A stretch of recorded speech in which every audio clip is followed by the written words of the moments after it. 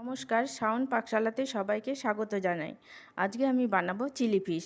আমরা সবাই তো আর মাছ দিয়ে চিলি ফিশটা খাই, কিন্তু আমি এটা বাড়িতে সবসময় যেটা অ্যাভেলেবেল সেটা দিয়ে আমি করছি। আমি রুই মাছের দিয়ে আজকে চিলি ফিশটা বানিয়ে দেখাবো।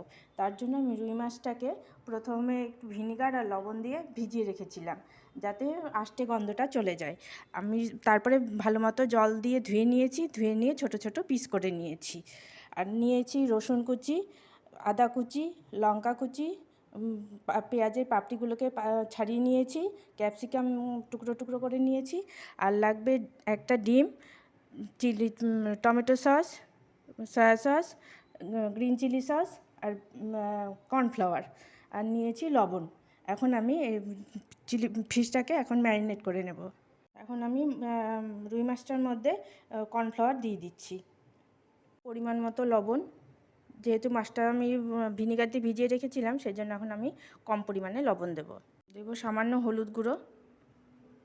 ডিমটাকে ফাটিয়ে দেব। এখন ডিম, কর্নফ্লাওয়ার, মাছটাকে লবণ দিয়ে ভালো মতো ম্যারিনেট করে নেব। মাছটা ম্যারিনেট করা হয়ে গেছে। এই ম্যারিনেট করা অবস্থায় আমি 1 ঘন্টা রেখে দেব। আর মাছ আর রুই মাছ যে আমি করছি, এর জন্য কোনো টেস্টের কোনো ডিফারেন্স হয় না। আর মাছটা খেতেও যেমন ভালো লাগে, এই রুই মাছ দিয়ে যে চিলি ফিশটা আমি বানাবো, এটা খেতেও খুবই দুর্দান্ত লাগে। এখন আমি ম্যারিনেট করে ফ্রিজে রেখে দেবো। আমি মাছটাকে 1 ঘন্টা ম্যারিনেট করে রেখেছিলাম। এখন আমি ফ্রিজ থেকে বার করে নিয়েছি। এখন আমি চিলি ফিশগুলো ফ্রাই করে নেব।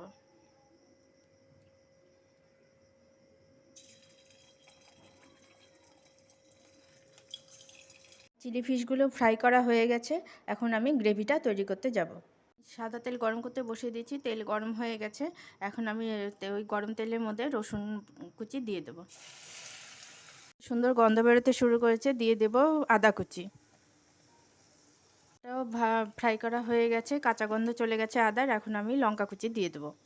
রসুন, কাঁচা লঙ্কা তেলের সাথে ভালো মতো কষা হয়ে গেছে। এখন আমি যে পেঁয়াজের পাপড়িগুলো করে রেখেছি, ওগুলো আমি দিয়ে দেবো তেলের মধ্যে।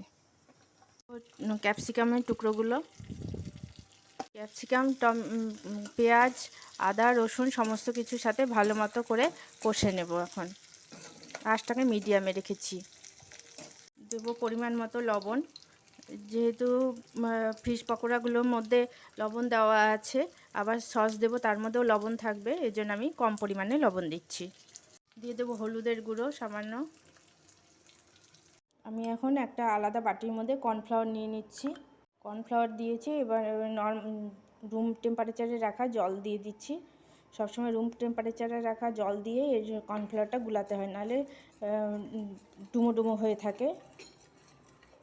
সয়া সস,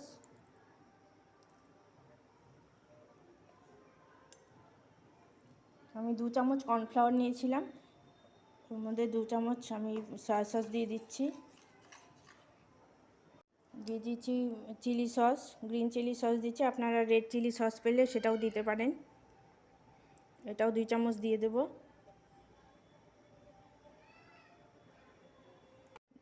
দিয়ে দিচ্ছি টমেটো কেচাপ, এটাও দেব 2 চামচ। আমি ফিশ পকোড়াগুলো এর মধ্যে দিয়ে দেব। এখন আমি সস আর কর্নফ্লাওয়ার মেশানো জলটা আমি দিয়ে দিচ্ছি এর মধ্যে। এখন আমি উপর দিয়ে একটু সাদা তিল ছড়িয়ে দিচ্ছি। আমার রান্নাটা কমপ্লিট হয়ে গেছে, আমি গ্যাস বন্ধ করে দিচ্ছি। সার্ভ করার জন্য রেডি। আপনারা এভাবে করবেন, খেতে খুবই ভালো লাগে।